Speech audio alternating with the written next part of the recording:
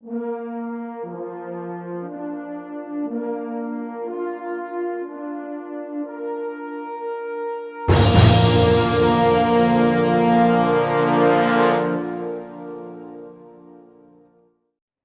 Two DN Patel maths classes. ગયા લેક્ચરની અંદર આપણે ચેપ્ટર 14 ધોરણ 11 મેથેમેટિકલ રીઝનિંગ એટલે કે ગાણિતિક તર્ક આ ટોપિકની અંદર આપણે લાસ્ટની અંદર જોઈએ તો કેટલાક આપણે સત્યાર્થતા કોષ્ટક તેમજ તેના સત્યાર્થતાના નિયમો વિશે અભ્યાસ કરી ગયા હતા. આજના લેક્ચરની અંદર આપણે નિત્ય સત્ય, નિત્ય મિથ્યા તેમજ તેના કેટલાક નિયમો અને કારકો વિશે અભ્યાસ કરીશું. તો ચાલો જોઈએ. નિત્ય સત્ય વિધાન. નિત્ય સત્ય વિધાન જેને ઇંગ્લિશમાં કહીએ તો ટોટોલોજી.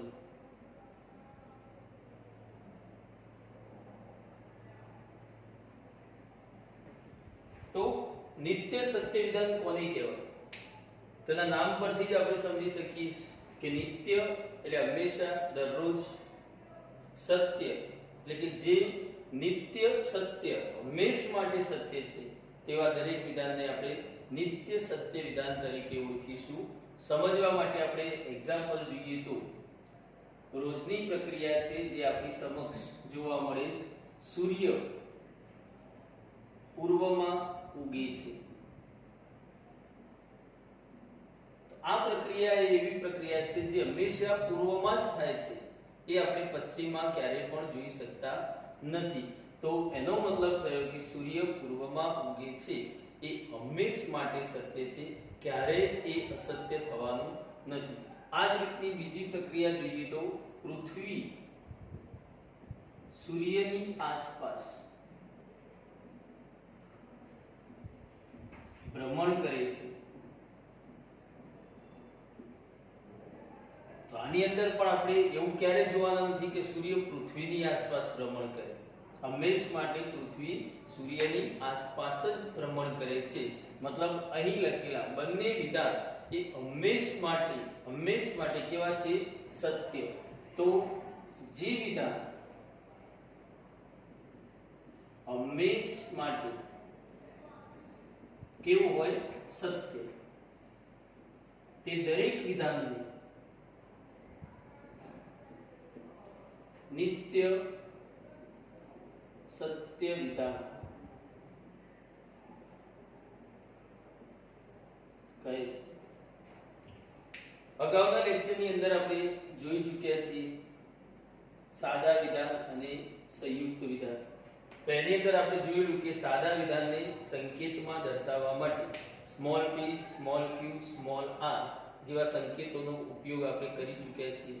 તેમજ સંયુક્ત વિધાનને સંકેતમાં દર્શાવવા માટે કેપિટલ S વપરાય છે. આ વસ્તુ આપણે શીખી ગયા છીએ. તો તે જ રીતે નિત્ય સત્ય વિધાન હોય તો નિત્ય સત્ય વિધાનને અંગ્રેજીમાં કહીએ તો ટોટોલોજી. તો એ ટોટોલોજીના નામ પરથી નિત્ય સત્ય વિધાનને તેના અંગ્રેજી નામના પહેલા મૂળાક્ષર પરથી સ્મોલ t સંકેતમાં સ્મોલ t વડે દર્શાવાય છે. એટલે કે અહીં આપણે એક્ઝામ્પલમાં લીધેલા બે એક્ઝામ્પલ સૂર્ય પૂર્વમાં ઉગે છે જેને સંકેતમાં આપણે સ્મોલ t કહીએ, એનો મતલબ થયો કે આ વિધાન ટોટોલોજી છે એટલે કે નિત્ય સત્ય વિધાન છે. તેનું સત્ય મૂલ્ય હંમેશ માટે t રહેવાનું છે, f થવાનું નથી. તેમ પૃથ્વી સૂર્યની આસપાસ ભ્રમણ કરે છે તો એને પણ સંકેતમાં બતાવો શું કહીશું? Small t. એટલે કે જ્યાં આપણને સ્મોલ t જોવા મળે ત્યાં એ હંમેશ માટે તેનું સત્ય મૂલ્ય t ધરાવે છે તેવું કહી શકીએ. ચલો આ જ રીતે આપણે જોઈએ તો નિત્ય મિથ્યા વિધાન. નિત્ય મિથ્યા વિધાન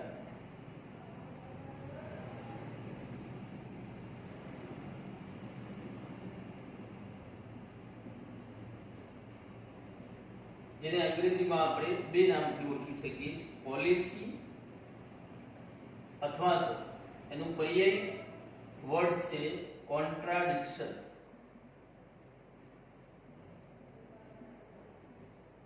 બે શબ્દોથી એને ઓળખી શકાય. નિત્ય મિથ્યા વિધાનને બે શબ્દોથી આપણે ઉલ્લેખીએ. ફોલેસી અને કોન્ટ્રાડિક્શન બંને પર્યાયી શબ્દો છે.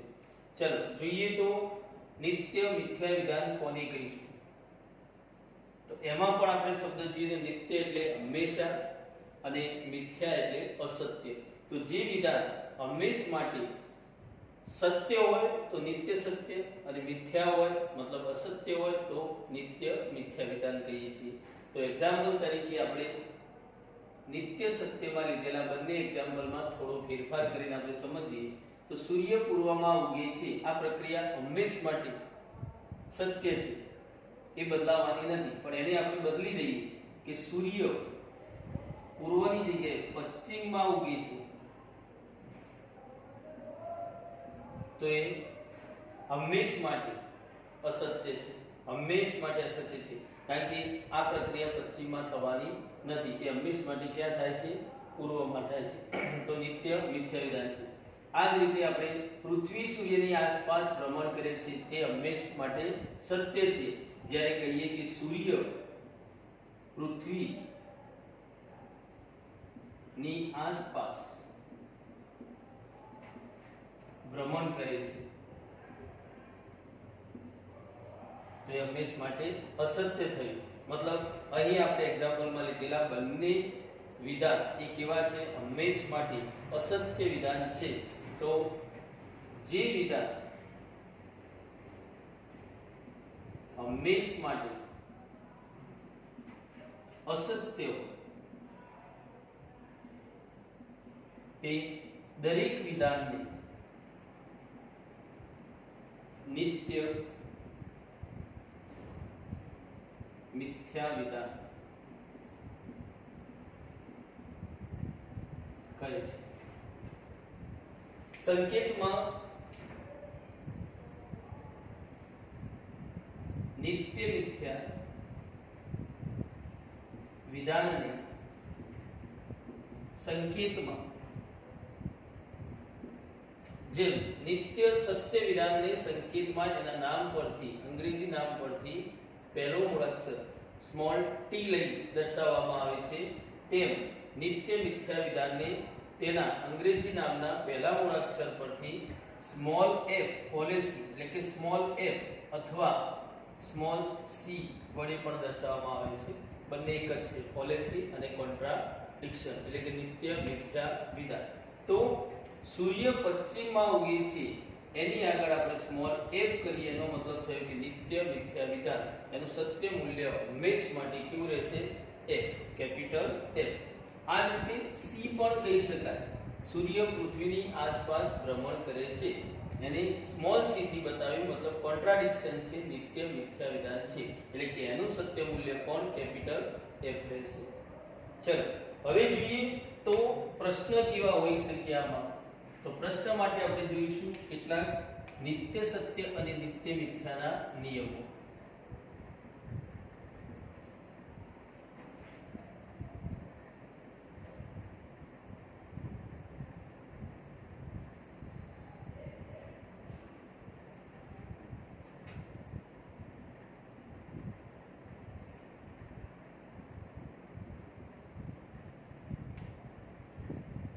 ચલો તો આ નિયમોની અંદર આપણે જોઈએ તો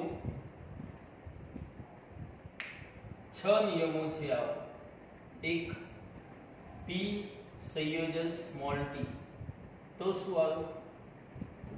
2 પી વિયોજન ટી તો શું આવે? પી સંયોજન સી તો શું આવે? પી વિયોજન સી. આ જ રીતે પી સંયોજન નેગેશન ઓફ પી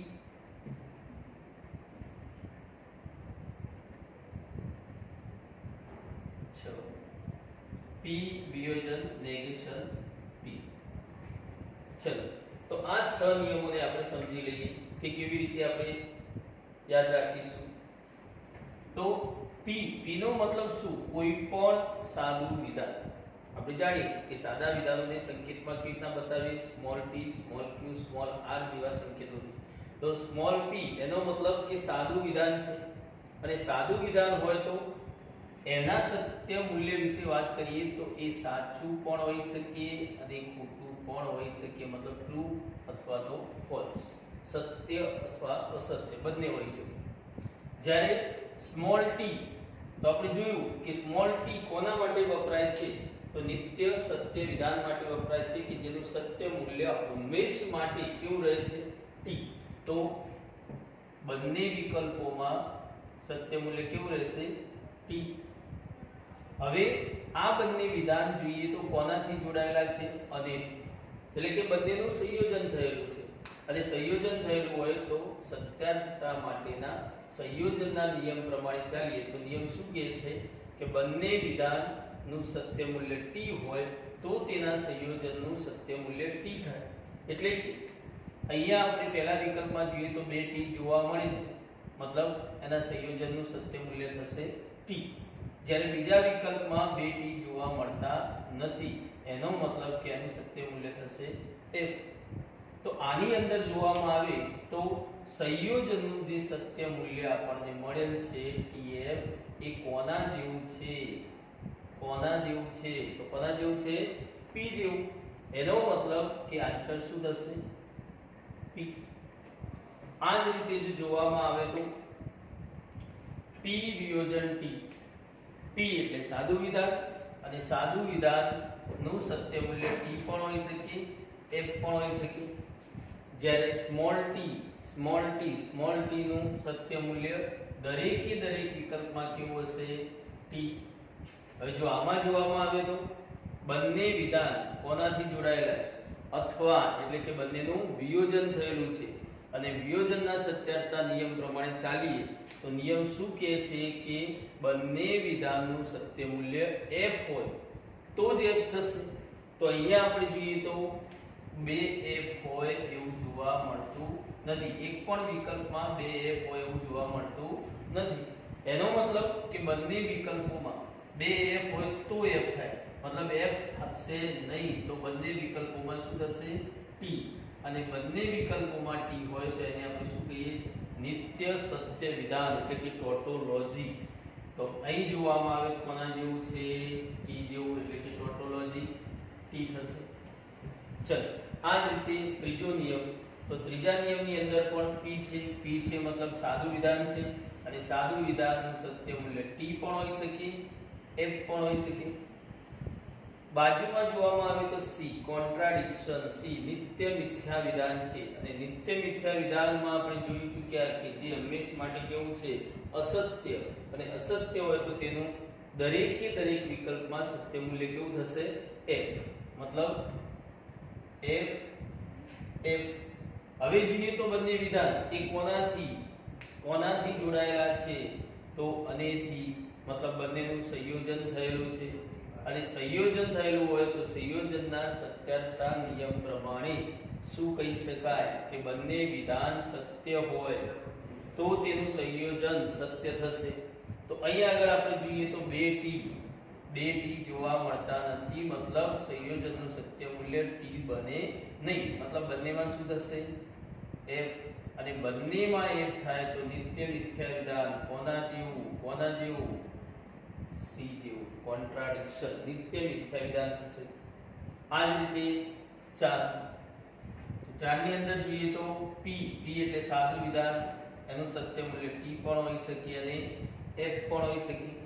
એની સાથે જોઈએ તો કોણ છે, કોન્ટ્રાડિક્શન, c મતલબ નિત્ય મિથ્યા, દરેક વિકલ્પમાં એનું સત્ય મૂલ્ય કેવું હશે, f.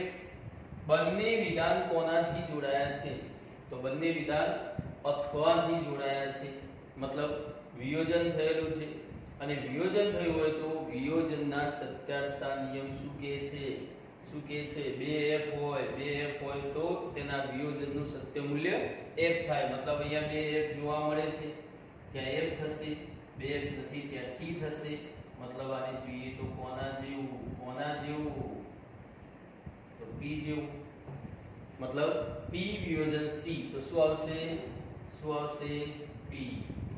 ચલો નિયમ નંબર 5. તો 5 નિયમમાં જોઈએ તો 5મા નિયમમાં p એટલે કે સાદું વિધાન જેનું સત્ય મૂલ્ય t પણ હોય અને f પણ હોય. એની સાથે કોણ છે? તેનું નિષેધ p નું નિષેધ. હવે p નું નિષેધ હોય તો p ના સત્ય મૂલ્યથી વિરુદ્ધ સત્ય મૂલ્ય ધરાવતું વિધાન એટલે કે t હોય તો f અને f હોય તો t. બંને જોડાયા છે સનાથી અનેથી મતલબ સંયોજન થયું છે બંનેનું. અને સંયોજનનો નિયમ શું છે? તો બંને t હોય બંનેનું સત્ય મૂલ્ય t હોય તો તેના સંયોજનનું સત્ય મૂલ્ય t થશે. અહીંયા બંને t હોય એવું જોવા મળતું નથી. મતલબ t નહીં, શું થશે? શું થશે? f. તો બંનેમાં f, અહીંયા કોઈના જેવું નથી, પણ દરેકે દરેક વિકલ્પમાં જો સત્ય મૂલ્ય f મળે તો તેવા વિધાનને આપણે કયું વિધાન કહીએ છીએ? નિત્ય મિથ્યા વિધાન. અને નિત્ય મિથ્યા વિધાનને સંકેતમાં કાં તો સ્મોલ f લખો કાં તો સ્મોલ c લખો. તો સ્મોલ c. ચલો નિયમ નંબર 6 p વિયોજન નિષેધ p. ચલો p એટલે સાદું વિધાન જેનું સત્ય મૂલ્ય t હોઈ શકે અથવા તો f હોઈ શકે. બાજુમાં કોણ છે? તો તેનું જ નિષેધ p. તો વિધાનનું સત્ય મૂલ્ય કરતા વિરુદ્ધ સત્ય મૂલ્ય ધરાવતું વિધાન એટલે કે t હોય તો f હોય તો t. હવે બંને કોનાથી જોડાયા છે? તો બંને અથવાથી જોડાયા છે. અથવાથી જોડાયા મતલબ બંનેનું વિયોજન થયેલું છે. તો વિયોજનના સત્યતા નિયમને યાદ કરીએ શું થાય? 2f તો વિયોજનનું સત્ય મૂલ્ય f થશે. પરંતુ અહીંયા 2f જોવા મળતા નથી. મતલબ f થશે નહીં. શું થશે? બંને વિકલ્પોમાં t. અહીં જોઈએ તો કોઈના જેવું નથી, પરંતુ દરેક વિકલ્પમાં સત્ય મૂલ્ય t હોય તો તેવા વિધાનને આપણે શું કહીએ? નિત્ય સત્ય વિધાન. જેને કે શાનાથી દર્શાવીએ? Small t. તો શું આવશે? Small t. તો આ થયા નિત્ય સત્ય અને નિત્ય મિથ્યા વિધાનોના કેટલાક નિયમો જેને આપણે રેગ્યુલર તેમજ JEE બંનેમાં યુઝ કરીએ છીએ. ચલો હવે જોઈશું એના પછી કારકો.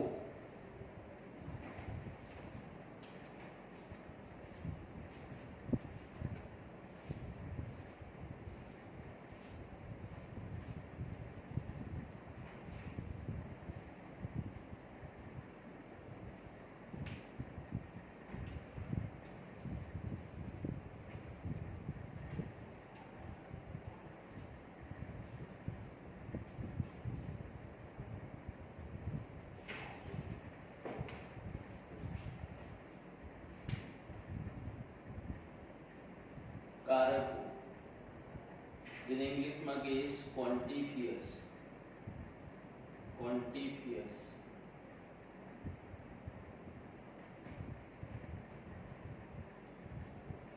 તો અગાઉના લેક્ચરમાં પણ આપણે કારકો જોઈ ગયેલા છીએ, પરંતુ તે હતા લોજિકલ કનેક્ટિવ્સ, તાર્કિક કારકો. એટલે કે શબ્દો જે શું કામ કરતા હતા કે બે વિધાનોને જોડવાનું કામ કરતા હતા, જ્યારે અહીંયા કારકો એ શબ્દ સમૂહો છે. શું? શબ્દ સમૂહો જે અસ્તિત્વ બતાવવાનું કામ કરે છે. તો આ શબ્દ સમૂહો એટલે કે કારકો એ બે પ્રકારના છે. કેટલા? બે પ્રકારના છે. એકને કહીએ છીએ આપણે વૈશ્વિક કારક અને બીજો છે શબ્દ સમૂહ અસ્તિત્વ કારક.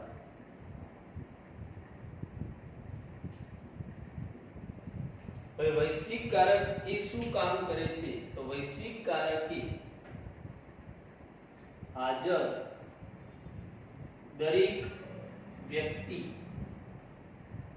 કે વસ્તુ નું અસ્તિત્વ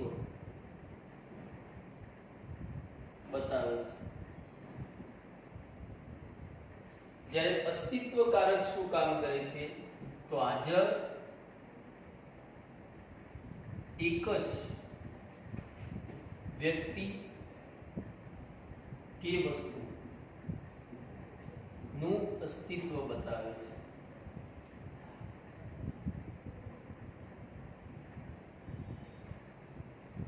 તો અહીં આગળ આપણે કારકો જોઈએ તો કારકો બે પ્રકારના છે, વૈશ્વિક કારક અને અસ્તિત્વ કારક। એમાં વૈશ્વિક કારક એ હાજર દરેક વ્યક્તિ કે વસ્તુ બધા જનું અસ્તિત્વ બતાવે છે, જ્યારે અસ્તિત્વ કારક એ હાજર એક જ વ્યક્તિ કે એક જ વસ્તુ मतलब कोई एकનું જ અસ્તિત્વ બતાવે છે, જેને અસ્તિત્વ કારક કહીએ છીએ।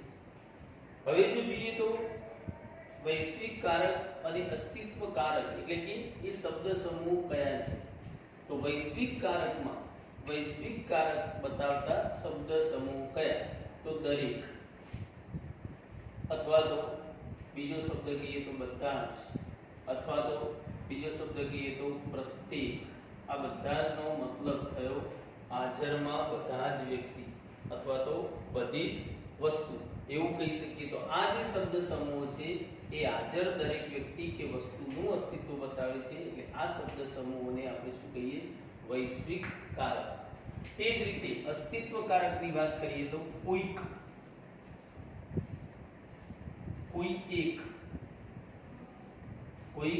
અથવા કોઈ એક, એનો મતલબ થયો કે હાજર એક જ વ્યક્તિનું અસ્તિત્વ બતાવતા શબ્દ સમૂહ જેને આપણે અસ્તિત્વ કારક તરીકે લઈએ છીએ। ચલો પ્રશ્ન એ કે આની અંદર પૂછાશે શું, એક્ઝામમાં શું પૂછાય તો એ બાબત આપણે સમજવી જરૂરી છે। તો શબ્દોમાં વિધાન લખેલું હોય તેમાંથી સંકેતમાં લખવાનું પૂછી શકીએ અથવા શબ્દોમાં થી જેમ સંકેતમાં પૂછે એમ સંકેતમાંથી શબ્દોમાં પણ પૂછી શકીએ। તો આપણને બંને રીતે લખતા આવડતું હોવું જોઈએ, શબ્દોમાંથી સંકેતમાં અને સંકેતમાંથી શબ્દોમાં। ચાલો તો જોઈએ શબ્દોમાં અને સંકેતમાં।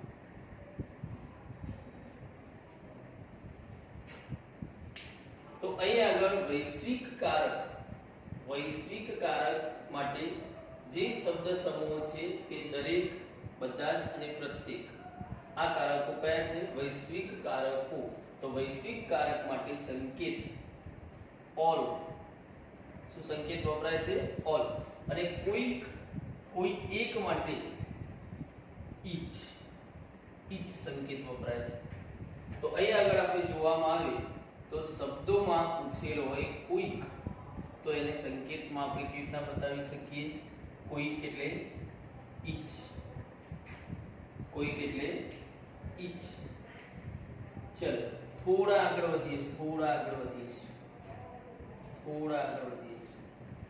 કે કોઈકની જગ્યાએ કોઈક સંખ્યા આપેલ હોય, કોઈક સંખ્યા તો કોઈક સંખ્યાને સંકેતમાં લખવી હોય તો each x એમ લખી શકીએ। એનાથી થોડા આગળ વધીએ તો કોઈક સંખ્યાની ઓળખાણ આપી હોય, કોઈક વાસ્તવિક સંખ્યા। તો ચલો કોઈક વાસ્તવિક સંખ્યાને સંકેતમાં કેવી રીતના લખીશું તો each x belongs to r। શબ્દોમાં કહીશું કોઈક વાસ્તવિક સંખ્યા, સંકેતમાં કહીશું each x belongs to r। એનાથી થોડા આગળ વધીએ તો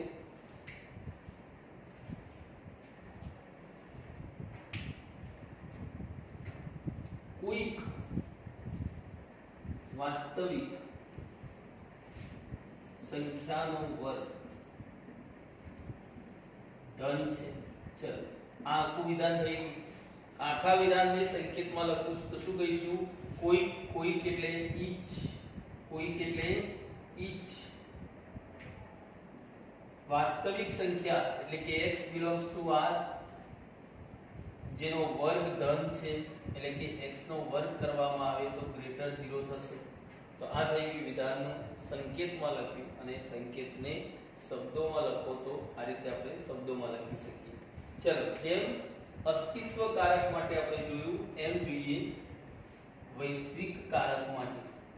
તો કોઈક એમ દરેક શબ્દ સમૂહ આપ્યો હોય દરેક, તો દરેકને સંકેતમાં આપણે કહીશું ઓલ. શું કહીશું? ઓલ. એમાં જો આગળ વધીએ તો દરેક સંખ્યા,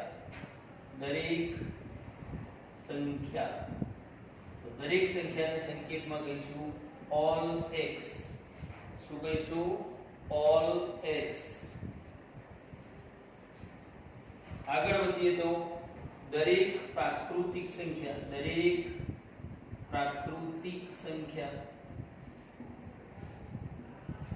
તો દરેક પ્રાકૃતિક સંખ્યા એને સંકેતમાં લખવું હોય તો ઓલ પ્રાકૃતિક સંખ્યા x belongs to n. એનાથી આગળ વધીએ તો વિધાન પૂરું કરીશું. દરેક પ્રાકૃતિક સંખ્યા નું વર્ગમૂળ પૂર્ણાંક સંખ્યા છે. ચલો આ વિધાનને સંકેતમાં લખવું હોય તો દરેક પ્રાકૃતિક સંખ્યા એટલે all x belongs to n જેનું વર્ગમૂળ એટલે કે વર્ગમૂળમાં x એ પૂર્ણાંક સંખ્યા છે એટલે કે belongs to z. પૂર્ણાંક સંખ્યા છે belongs to z. તો આ રીતે એક્ઝામ ની અંદર શબ્દોમાંથી સંકેતમાં લખવાનું પૂછી શકીએ અથવા સંકેતમાંથી શબ્દોમાં લખવાનું પૂછી શકીએ તો આપણને આવડવું જોઈએ. ચલો આ સિવાય કારકોની અંદર શું પૂછી શકીએ તો આગળ જોઈએ.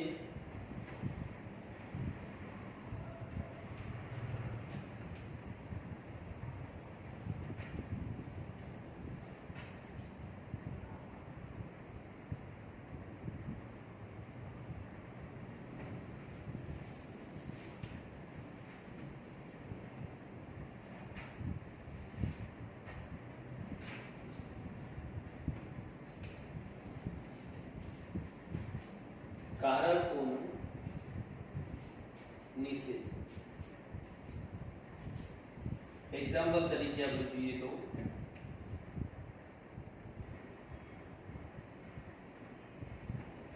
દરેક વાસ્તવિક સંખ્યા નો વર્ગ ધન સંખ્યા છે.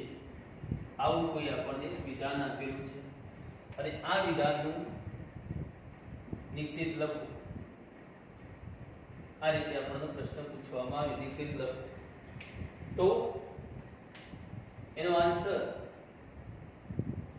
જોઈએ. પહેલા કારકોનું નિષેધ કેવી રીતે કરી શકાય તો એમાં કેટલી બાબતોને આપણે ધ્યાનમાં લઈશું. તો આપેલ વિધાનના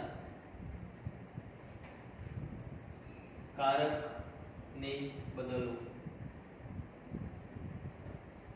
તો અહીંયા કારક જોઈએ તો કયો છે? વૈશ્વિક કારક. કયો? વૈશ્વિક કારક. દરેક. તો કારક બદલવું એટલે કે દરેકની જગ્યાએ કોઈક. દરેકની જગ્યાએ કોઈક. દરેકને બદલે કોઈક અને કોઈકને બદલે દરેક. એનો મતલબ કે કારક બદલવામાં આવે તો કોઈક શું કહીશું? કોઈક. બીજું યાદ રાખીશું કે કારક બદલવું પરંતુ સંખ્યા ન બદલવી. સંખ્યા બદલીશું નહીં. મતલબ જે સંખ્યા વિશે આપણને કહેવામાં આવી છે જેમ કે વાસ્તવિક સંખ્યા, તો વાસ્તવિક સંખ્યા બદલીશું નહીં. તો એ કહીશું કોઈક વાસ્તવિક સંખ્યા. હવે જો જોઈએ તો બાકી બચશે વિધાન કે આ સંખ્યાનો વર્ગ ધન સંખ્યા છે. આ થયું વિધાન. તો ન બદલવી, સંખ્યા ન બદલવી અને વિધાન નિષેધ કરતા કારકનું નિષેધ મળે. ચલો તો વિધાનનું નિષેધ કરવું જે આપણે શીખી ગયા છે કે છેનું શું કરીશું નથી મતલબ નો વર્ગ ધન સંખ્યા નથી તો આ થઈ ગયું એનું નિષેધ. ચલો આ જ રીતે આપણે બીજું વિધાન જોઈએ. કોઈક પ્રાકૃતિક સંખ્યાનું વર્ગમૂળ વાસ્તવિક સંખ્યા છે નું નિષેધ લખો. નું નિષેધ લખો. ચલ તો અહીં આપેલ વિધાનનું નિષેધ કરવા માટે આપણે જોઈએ તો વિધાનમાં કારક આપેલો છે એનો મતલબ કારકનો નિષેધ કરવાની વાત છે. તો પહેલા તો શું કરીશું કારક બદલીશું. કેવી રીતના બદલીશું તો દરેકને બદલે કોઈ કોઈકને બદલે દરેક. તો અહીં છે કોઈ તો શું લખીશું દરેક. સંખ્યા ન બદલવી સંખ્યા ન બદલવી તો અહીંયા સંખ્યા કઈ જોવા મળે છે પ્રાકૃતિક સંખ્યા. તો સંખ્યા બદલીશું નહીં એટલે દરેક પ્રાકૃતિક સંખ્યા. વિધાનનો નિષેધ કરતા મતલબ વિધાન કે જે સંખ્યા છે એનું વર્ગમૂળ વાસ્તવિક સંખ્યા છે એનો નિષેધ કે તેનું વર્ગમૂળ વાસ્તવિક સંખ્યા નથી. સંખ્યાનું વર્ગમૂળ વાસ્તવિક સંખ્યા નથી. ચલો તો અહીં આગળ આપણને શબ્દોમાં વિધાન આપ્યા હતા એના નિષેધની વાત હતી. સંકેતમાં આપ્યા હોય એવું બને કે સંકેતમાં આપ્યા હોય તો આપણે સંકેતમાં આને સંકેતમાં લખીએ તો સંકેતમાં કેવી રીતના લખીશું દરેક એટલે કે ઓલ વાસ્તવિક સંખ્યા x belongs to r નો વર્ગ ધન છે એટલે કે x square greater than 0. આ એક વિધાન સંકેતમાં આપણને આપેલ છે. નું નિષેધ લખો આવું પૂછે તો સંકેતમાં હશે વિધાન અને એનું નિષેધ લખવાની વાત હશે તો સંકેતમાં જ નિષેધ લખીશું. તો એનો આન્સર થશે કારક બદલીએ તો ઓલ નું ઈચ. સંખ્યા નહીં બદલીએ એટલે કે x belongs to r. વિધાનનું નિષેધ કરીશું એટલે કે x square does not greater 0. અથવા તો આપણે શીખી ગયેલા છીએ કે વિધાનમાં અસમતા હોય તો બીજી કઈ રીતે એનું નિષેધ લખી શકાય તો બીજી x square less or equal to 0 આ રીતે પણ એનું નિષેધ લખી શકીએ છીએ. ચલો બીજું જોઈએ તો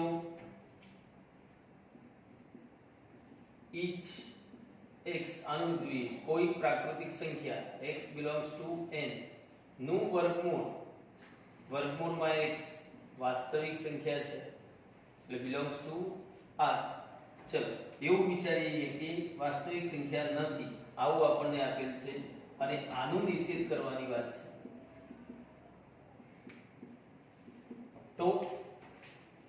તો અહીંયા એનું નિષેધ થશે કે પહેલું તો કારક બદલાશે એટલે each નું થઈ જશે all. સંખ્યા બદલવાની નથી આ વસ્તુ આપણે ધ્યાન રાખીશું કે x belongs to n. ચલો વર્ગમૂળમાં x does not belongs to r તો શું કહીશું વર્ગમૂળમાં x belongs to r. આ થઈ ગયું એનું નિષેધ. આ થઈ ગયું એનું નિષેધ. તો ચલો આજના લેક્ચરની અંદર આપણે જે શીખ્યા છીએ એમાં હજુ પણ કારકના નિષેધ સિવાય પણ આપણને એવું પ્રશ્ન પૂછી શકે કે કારક ઓળખી બતાવો.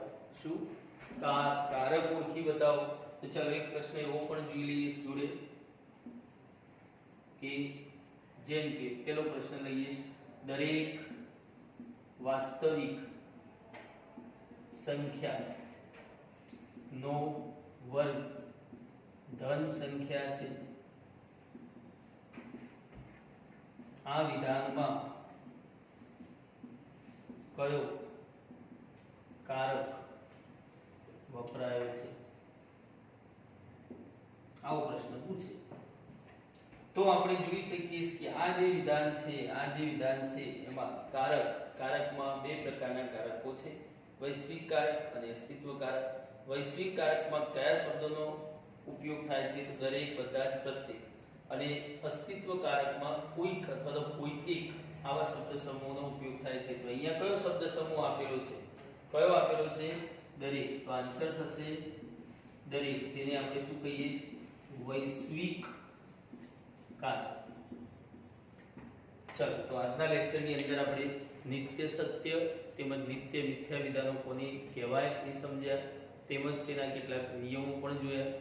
આ સિવાય આપણે કારકો કેટલા પ્રકારના છે, કારકોનું શબ્દોમાંથી સંકેતમાં કેવી રીતના ફેરવી શકાય અને સંકેતમાંથી શબ્દોમાં, તેમજ કારકોનો નિષેધ અને કારક ઓળખી બતાવો, તો આ વિશે અભ્યાસ કર્યો.